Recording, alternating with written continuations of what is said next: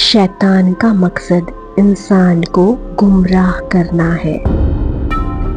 शैतान का मुख्य उद्देश्य यही है कि वह इंसान को अल्लाह की राह से भटका दे। जब अल्लाह ने शैतान को जन्नत से निकाला तो उसने साफ कहा था, मैं तेरे बंदों को सीधी राह से बहकाऊंगा।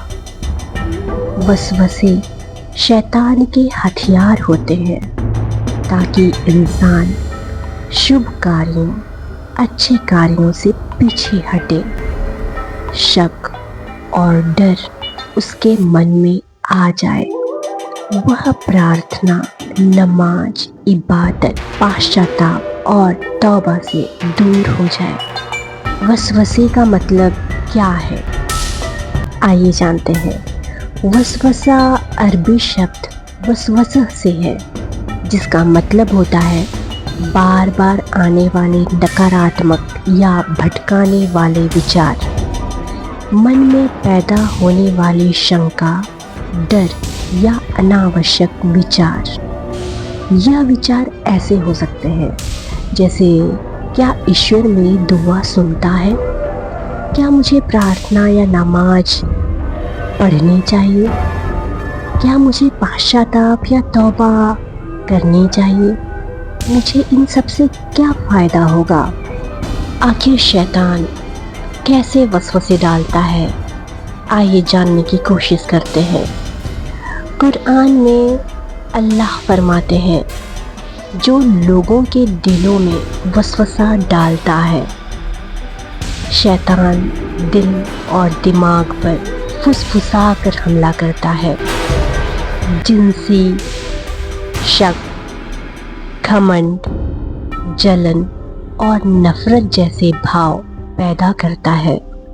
बुरे ख्यालात को मसालेदार और आकर्षक बनाकर पेश करता है। क्या वसवसे आने का मतलब है कि मैं बुरी हूँ या बुरा हूँ? नहीं, वसवसे का आना ईमान की निशानी भी है। एक हदीस में रसूलुल्लाह सल्लल्लाहु अलैहि वसल्लम ने फरमाया, शैतान सिर्फ उस दिल में वसवसे डालता है जहाँ ईमान होता है। अगर आप वसवसों से परेशान हैं और उनसे लड़ रहे हैं तो आप ईश्वर की राह पर हैं। आइए जानते हैं वसवसों से बचने के उपाय। तौज़ की दुआ पढ़नी चाहिए। आऊज़ु बिल्लाहि मिनश शैतानिर रजीम। मैं अल्लाह की पनाह मांगता हूँ शैतान के धिक्कारे हुए से। सूरह नास और सूरह फलक की तिलावत करें, प्रार्थना करें और ईश्वर की बखान में लगे रहें।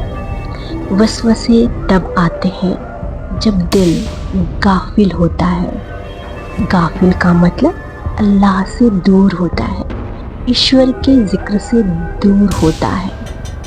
जब हम अपनी सोच को नेक रखते हैं, अच्छे दोस्तों की संगत में रहते हैं और किसी भी चीज़ से नहीं उलझते बल्कि उलझनों को इग्नोर करते हैं, तो वसवसों का आना बंद होने लगता है। क्योंकि शैतान एक पुराना दुश्मन है और वसवसे, बुरे ख्याल, बुरे विचार उसका सबसे खतरनाक हथियार। मगर ईश्वर ने हमें जिक्र, दुआ और ईमान की ताकत दी है।